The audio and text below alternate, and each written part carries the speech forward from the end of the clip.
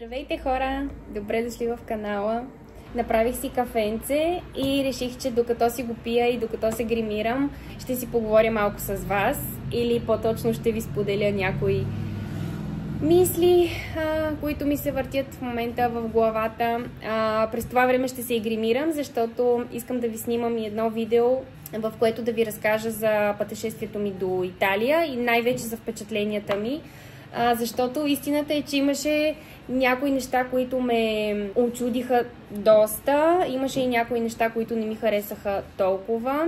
Аз съм ходила преди пандемията няколко пъти в Италия и много ми харесва, но нещата доста са се променили, както и навсякъде, както и в Испания, разбира се, особено в тези държави, в които имаше пълно затваряне, пълен локдаун и така нататък. Всички знаеме какво преживяхме. Днес всъщност е вторник и ние се върнахме преди няколко дни и тази седмица като цяло ми е доста натоварена, защото в петък отново заминаваме. Моят двойчо всъщност живее в едно градче до Валенсия на морето и той с неговото семейство в събота сутринта си тръгват за България и Румъния. Ще съчетаят двете държави, тъй като неговата жена или моята леля всъщност е румънка. И ние решихме, че ще отидем да поседим малко на морето, докато тях ги няма. Но ще отидем в петък, за да може поне да прекараме един ден с тях, преди да си тръгнат към България, защото, както знаете, на нас ни остава много малко време тук в Испания и те ще се приберат, може би, някъде към 7-8 септември и ние не знаем дали ще бъдем тук все още, дали ще може да се видиме поне още един път, така че решихме да отидем сега, да си кажем чао с тях, да ги изпратим към България и ние да останем в техния апартамент. Така че много се радвам, много се вълнувам, нямам търпение да си отпочинеме, определено ни е нужно. След всичката суматоха последните няколко месеца около завръщането ни в България, наистина се нуждаем от една такава почивка, просто да си лежим на плажа, да си седим на тераската, да се разхождаме вечер по плажа, сутрин рано и така нататък. Все още нямаме план, но със сигурност ще записвам и оттам, за да ви покажа и на вас мястото. Започнах да говоря и забравих, че трябва да се гримирам. Едно нещо само ще кажа и млъквам и всичко друго ще го кажа в видеото, което ще снимам за Италия, но едното нещо, което искам да ви кажа и тук е, че Венеция е страхотна, невероятна, уникална. Такава красота наистина не съм виждала никъде другаде и си заслужава определено. Така че ако имате някаква възможност или ако трябва да избирате, бих ви посъветвала винаги да избирате Венеция, защото е невероятна. Върнахме се оттам и аз вече започнах да търся билети отново за там. Няма как да се случи едно такова пътуване в близките няколко месеца, тъй като знаете, че се прибираме в България и имаме доста работа, свързана с цялото ни преместване и с ремонта там в апартамента, но в близкото бъдеще се надявам да отида отново. Наистина е невероятно. Такава красота просто не мога да го опиша. В момента, в който слязохме от нагарата и излязохме от нея, останах без дъх, буквално. И единственото, за което съжаляваме, че отидохме в това горещо време. Ако не беше толкова топло, щеше да бъде в пъти по-приятно. И заради тази горещина не можахме да обиколим толкова, колкото ни се искаше.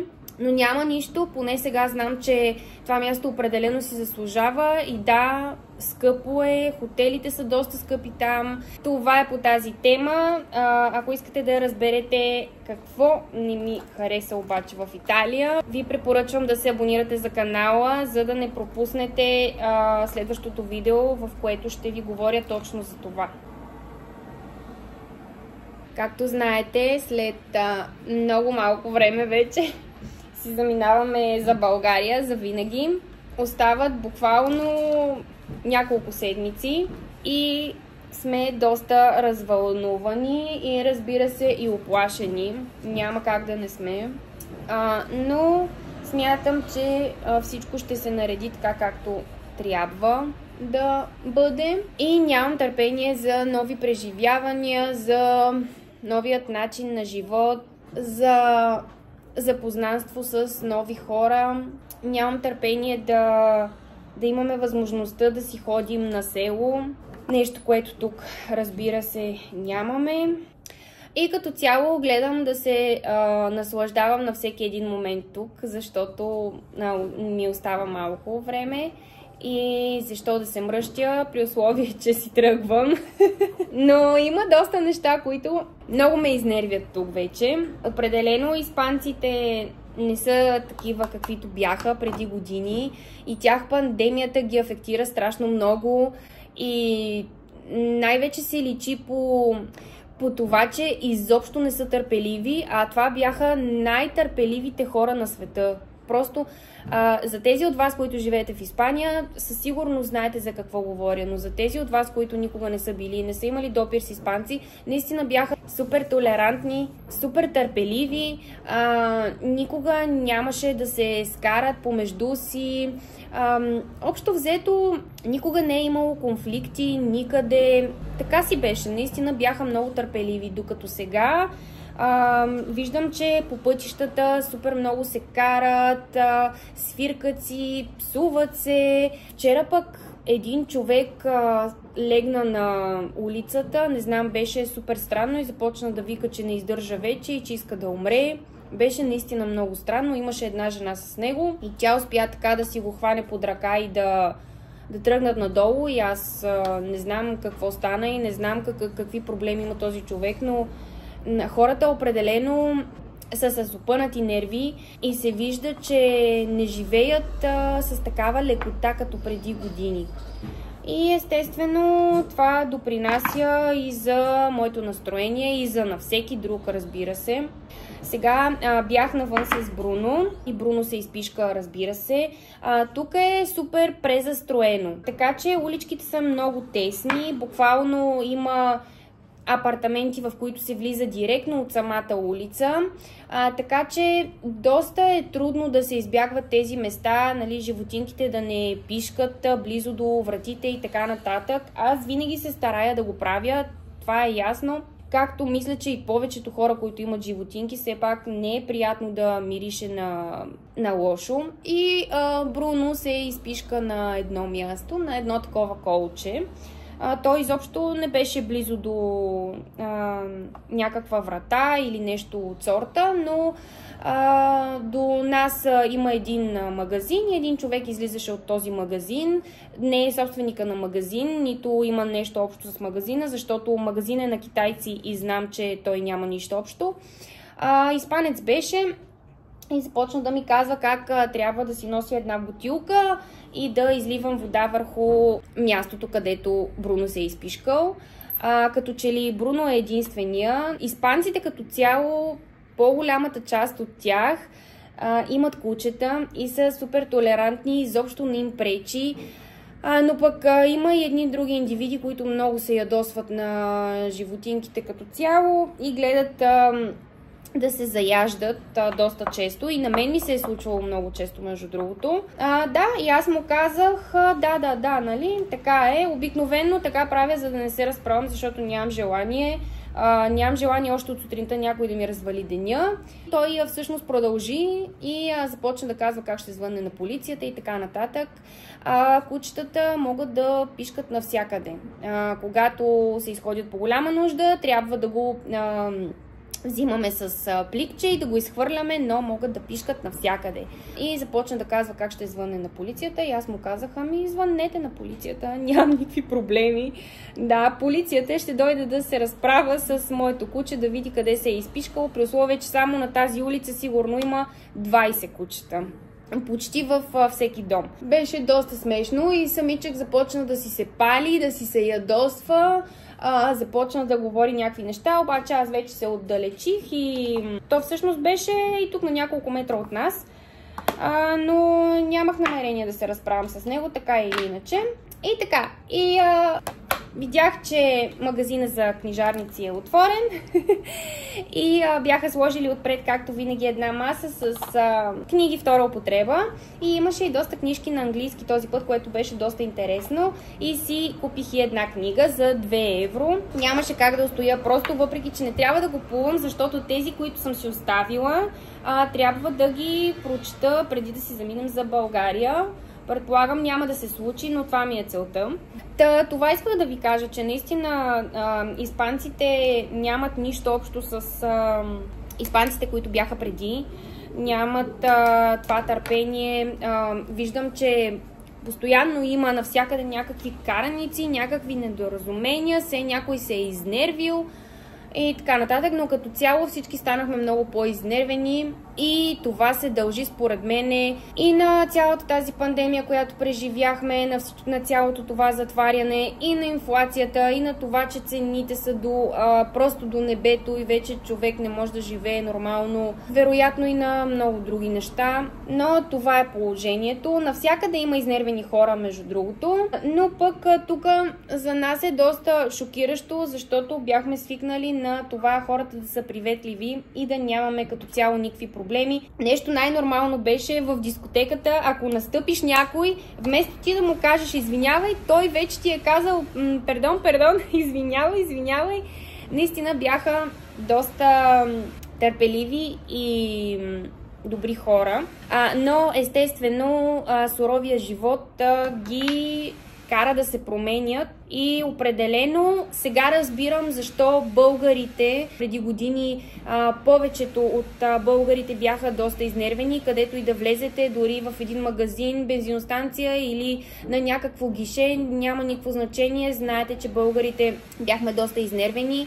Ами, нормално е, това е заради начина на живот или по-точно лошия и некачествен начин на живот. Панците в момента се превръщат в същото такова нещо, така че не сме само ние.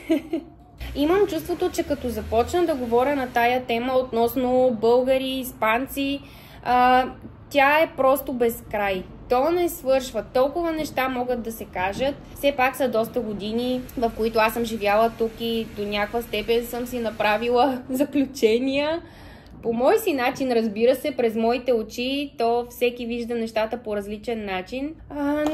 Но като започна да говоря и няма спиране.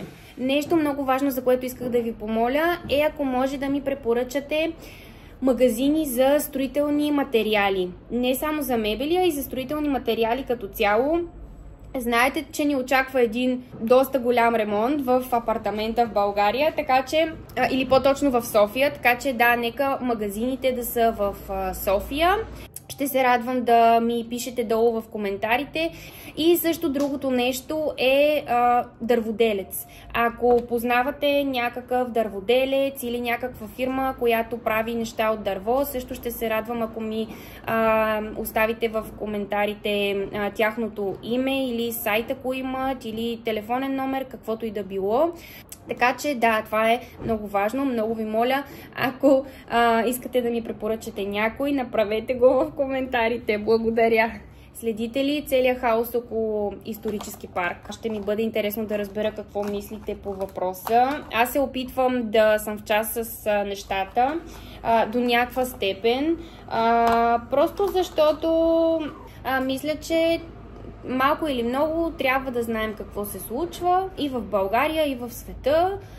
Така че да, следя горе-долу целия хаос и проблем и гледам да слушам информация и от двете страни, за да бъде честно, разбира се. Но да, вие какво мислите по въпроса? Между другото, аз обичам да си изразявам мнението и го правя най-често в Instagram, така че ако не ме следвате там, последвайте ме. То е veli.ivайлова, същото име както ми е и тук в YouTube, така че да, там си изразявам доста често мнението относно актуални събития. Ще ви покажа няколко неща, които си купих през последната седмица. Ако не сте гледали видеята с пътешествието ми до Верона и Венеция, там ви показвам, че си купих 2 книги, но ще ви ги покажа и тук. Първата си я купих от Верона и това е Ромео и Жулиета на Уилям Шекспир. Разбира се, ако не знаете, всъщност тяхната любовна история се случва точно в Верона. Така че нямаше просто как да отида и да не си взема оттам тази книга. Аз не съм я чела никога. Трябва да си призная, че не знам напълно тяхната история. Затова реших, че сега е перфектният момент да си я купя оттам и да я прочета. Изданието е много красиво, с златни букви и също така тук самите страници са също златни. Има си и разделителче.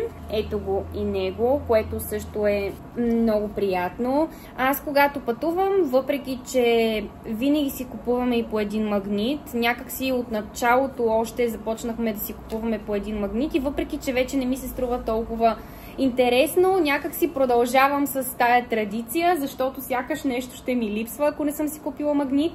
Но пък последните години придобих и един друг навик и то е да си купувам по една книга от местата, които посещавам. И обикновено отвътре си надписвам винаги откъде съм купила книгата и коя година. И смятам, че това е един интересен и полезен начин, чрез който хем си купуваш нещо, което ти напомня от това пътешествие, хем го използваш, хем то ти дава също страшно много, както повечето книги. И следващата си я купих от Венеция. В Венеция посетихме една страшно известна книжарница. Сега ще ви кажа името. Книжарницата се казва Аква Алта и е много красива. Доста е мъничка, но пък има страшно много книги, има и нови, има и стари. И тази книжарница, всъщност интересното при нея е, че се наводнява няколко пъти в годината, както Пяца ди Сан Марко се наводнява в Венеция, така и тази малка книжарница и затова е и толкова известна. Много е приятна, атмосферата вътре беше уникална, въпреки че имаше доста туристи, разбира се. И оттам исках да си взема някаква книга, защото, както ви казах, тази песничка е от пералнята. И оттам реших да си взема ето тази книга. Писателят е Джозеф Бродски и книгата се казва Watermark. И отдолу пише Любовно писмо до Венеция. Това е писателя, руснак е, бил е в политически затвор, след като са го пуснали. Всъщност е заминал за Европа, живял е в няколко различни града, един от тях знам, че е Виена, след това е заминал за Америка и мисля, че се влюбва в венецианка. Не знам къде се запознават, защото книгата започва с това, че той всъщност пристига в Венеция. И освен тази невероятна Венеция, която вижда, го чака там и тази супер елегантна и женствена венецианка. Така че, да, започнах да я чета във влака към Верона и е написана по много красив начин и нямам търпение да я прочета цялата, така че избрах си тази книга, защото няма нищо по-подходящо от нея, мисля. И книгата, която си купих преди малко за 2 евро, тук отдолу от нашата книжарница, е всъщност тази Kitchen Confidential на Антони Бурдейн. Бурдейн, не знам точно как се изговаря, вие ще ме поправите. Аз не знам много за автора, знам, че е страхотен готвач, пътуващ човек, бил е в немалко държави. Всъщност тази книга я виждам вече няколко пъти в историите на Лора Травел. Със сигурност знаете коя е. Лора, която има едно кулинарно предаване, не съм сигурна в коя телевизия, но тя прави и видеа тук в YouTube. И обикновенно те са или рецепти, или пътувания. Като цяло тя пътува страшно много и аз за това започнах да я гледам. И после всъщност разбрах, че тя много обича да готви, освен да пътува. И това са неща, които аз също много обичам. Обичам да пътувам, обичам да готвя, обичам да си хапвам. Така че видях я книгата и веднага я грабнах, прочетох отзад и ми стана наистина много интересно. Така че мисля, че ще ми хареса. Освен това пише, че ще е и доста забавна, което само може да допринесе положително за една книга. В неделя отидохме да видим за последно какво има на намаления, защото в момента са намаленията тук в Испания. И си намерих няколко неща, за които все още не съм напълно сигурна. Сега ще ви ги покажа. От Lefties, не знам дали го има в България този магазин, но е като по-евтина версия на Zara. И общо взето, хубавото е, че този път знаех точно какво искам. Определено не исках да купувам някакви неща, които са от някакви изкуствени платове. Исках като цяло или памук, или лен, нещо такова. И намерих 3 блузки. Първата е тази. Просто къса риска, която от страните може да се стесни, за да седи по-добре. Взех си ги трите, защото са 50% памук, 50% лен и просто са на много добра цена, но за тази не съм много сигурна, тъй като е лятна, но е черна и някак си имам чувството, че ще ми е топло с нея, въпреки че е късичка, не съм много сигурна, но тази беше 9 евро. Следващата обаче е ето тази. Тази е много сладка, с дълъг ръкав, който отдолу става леко по-широчък. Не знам дали се забелязва на камерата, но тук отдолу е по-широк и самия ефект на ръкавите е много интересен и просто се завръзва тук отпред с 2 връзчици.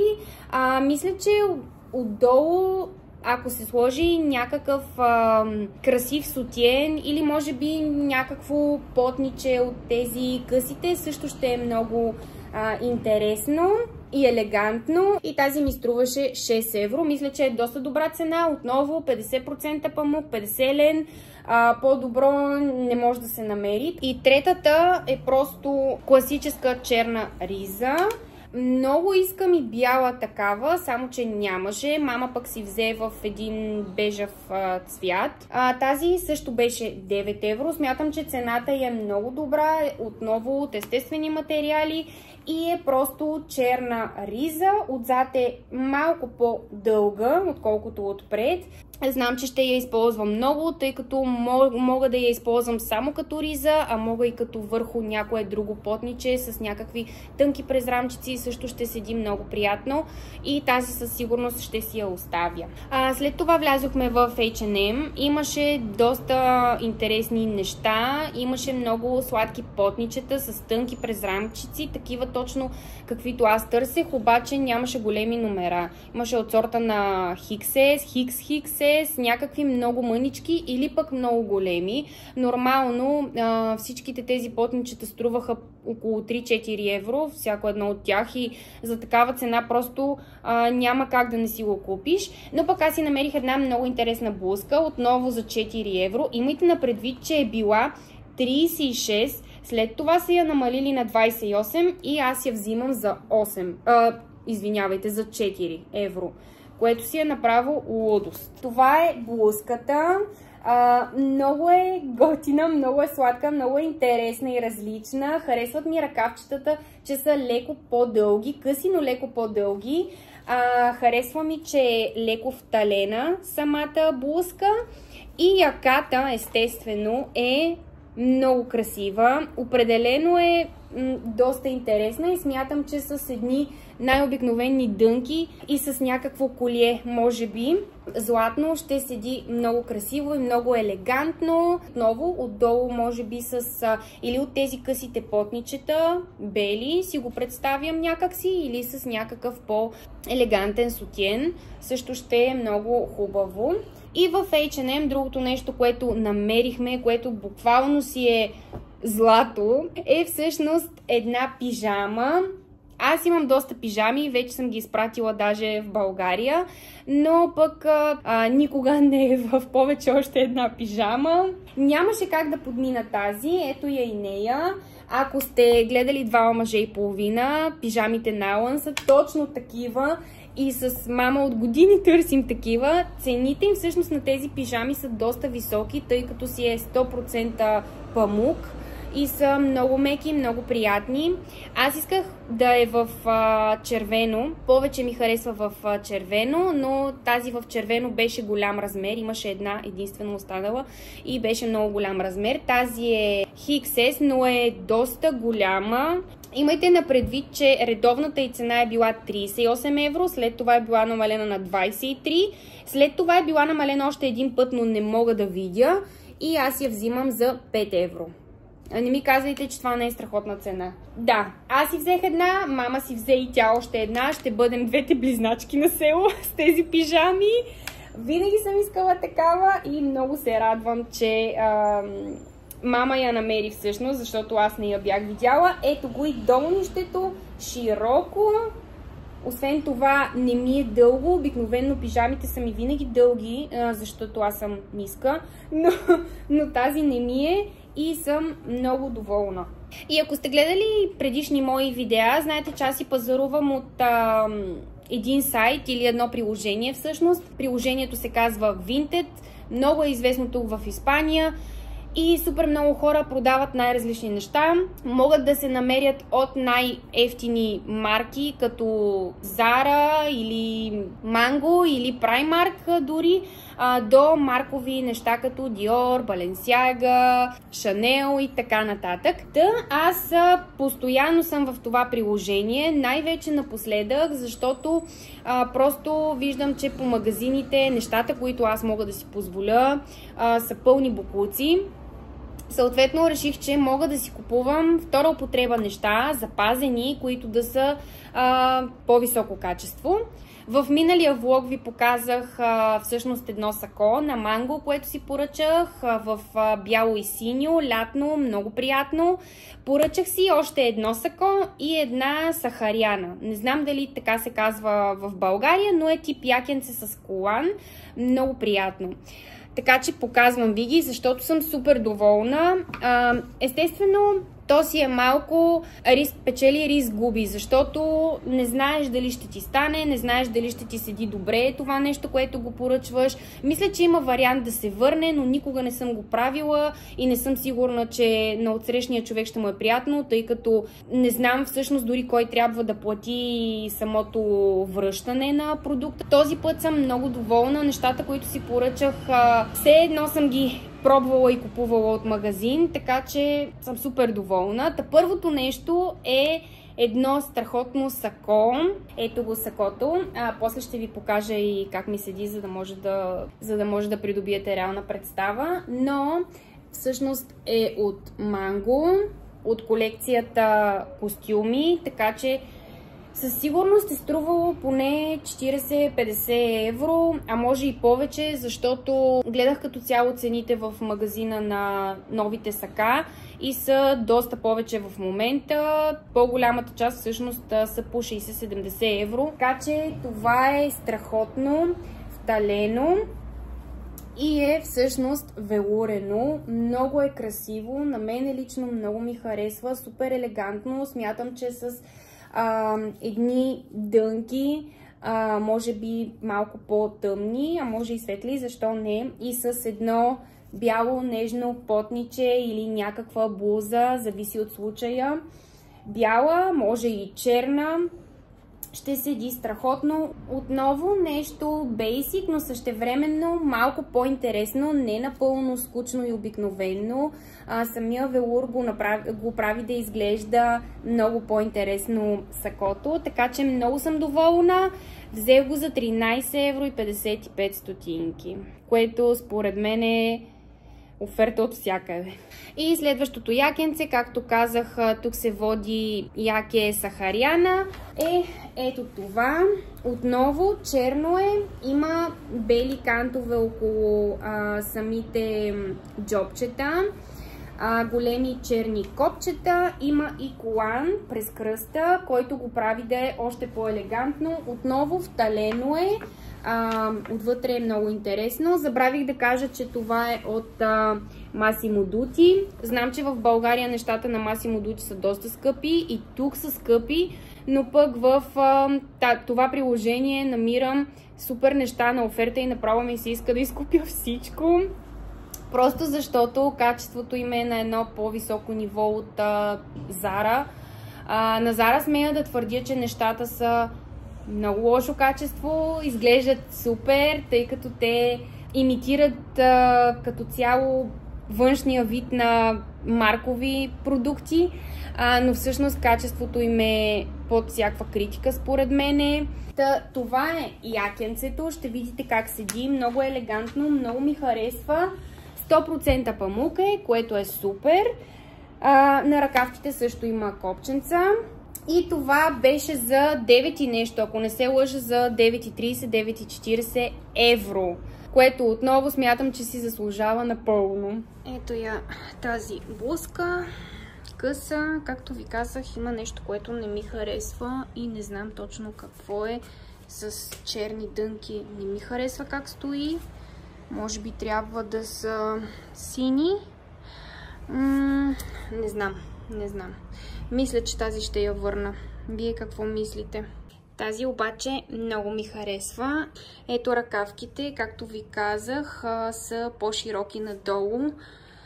Много е сладка. Не обръщайте внимание на сутиена. Бяла и не си подхожда, но може да добиете представа. На мене много ми харесва.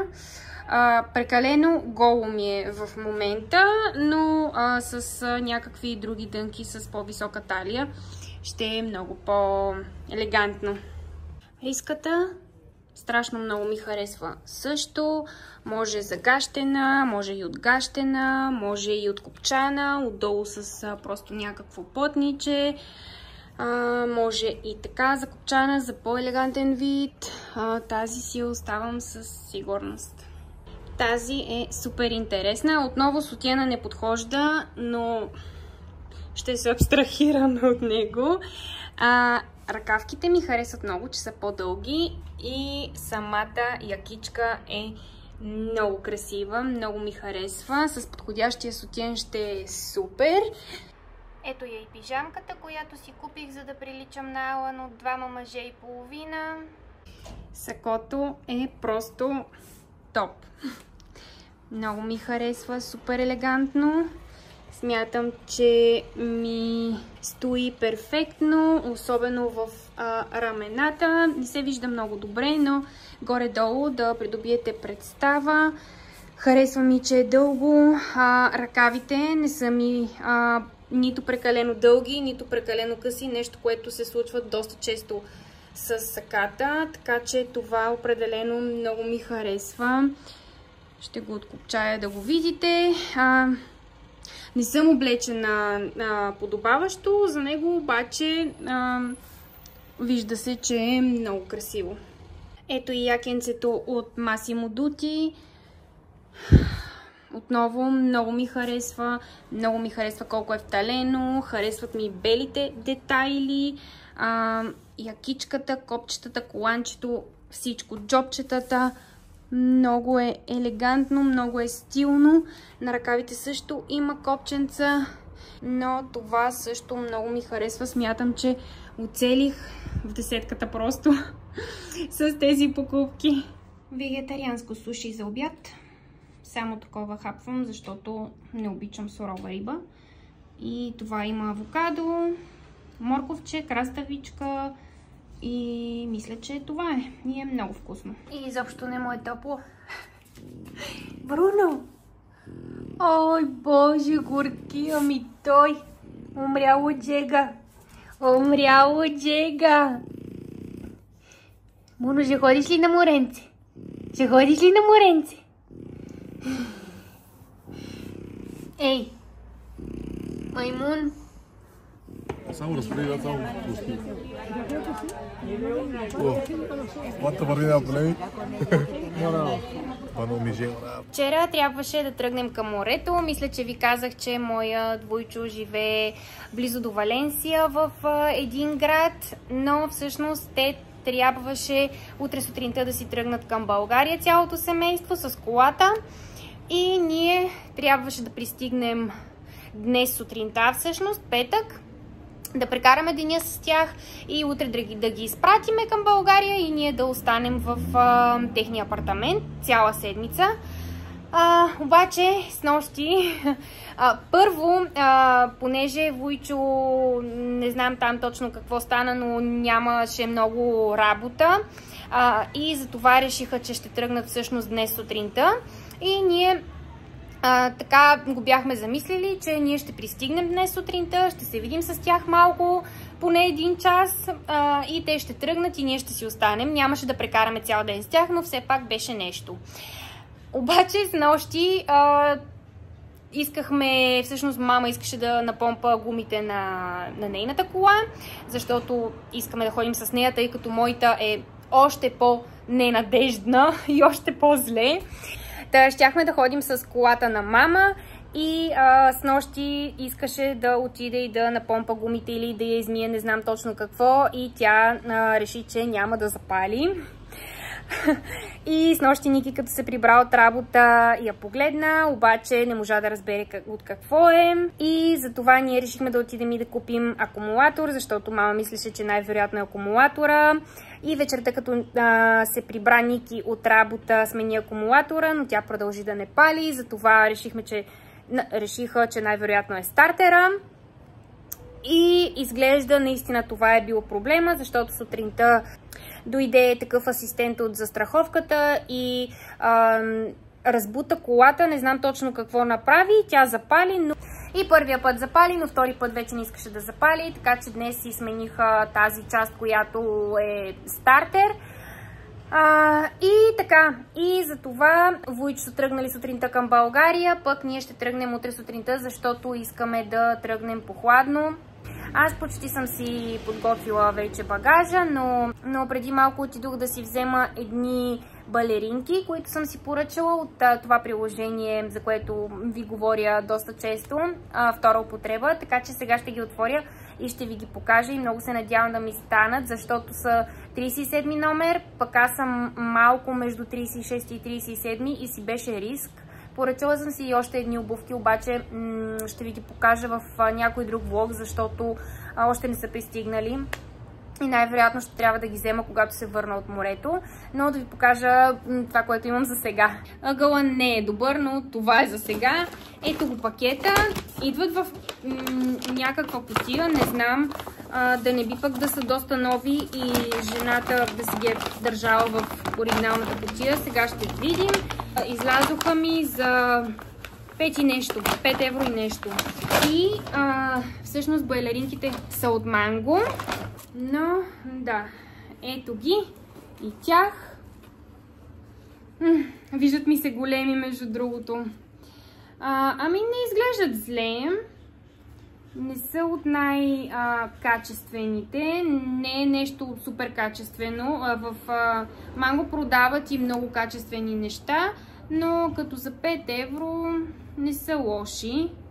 Непочистени са, разбира се. Те така ги пращат като цяло испанките. Има и косми по тях.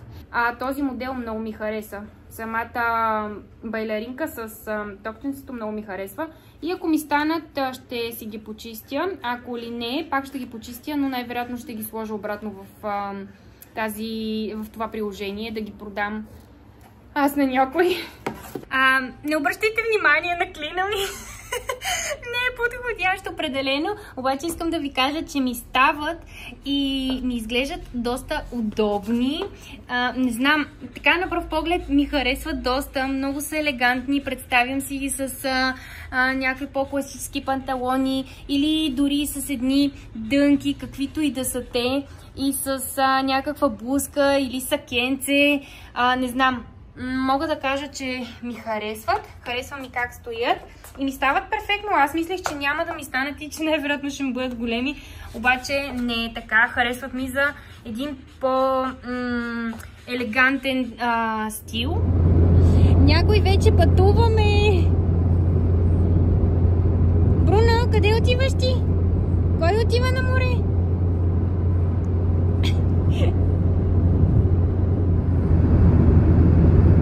Не знам онова там парашутист ли е, парапланер ли е, какво ли е, обаче над нас има около 3 такива.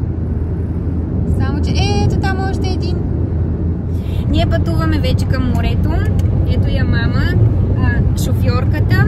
Бруно е на задната седалка. Остава ни още почти 1 час. Тръгнахме сутринта към 7 без нещо, по хладничкото, защото знаете, че при нас е доста горещо. И така нямаме търпение вече да ни замирише на море и да се печем на плажа. Моли, какво прасе? Какво прасе си, Тимона? Какво прасе си? Уж! Къде е топката? Къде е топката?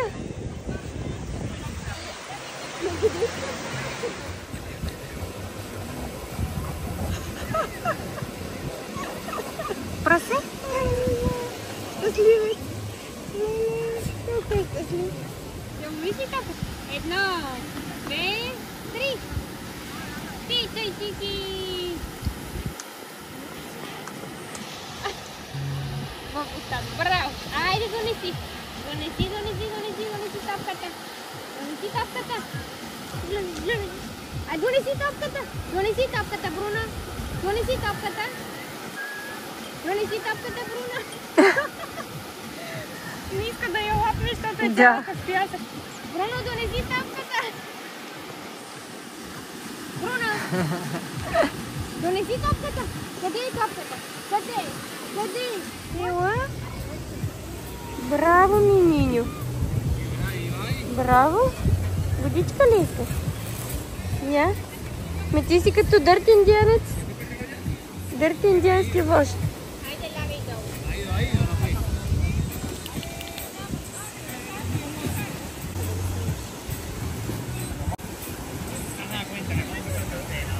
Вижте едно прасе. Така. Черно прасе. Специална порода.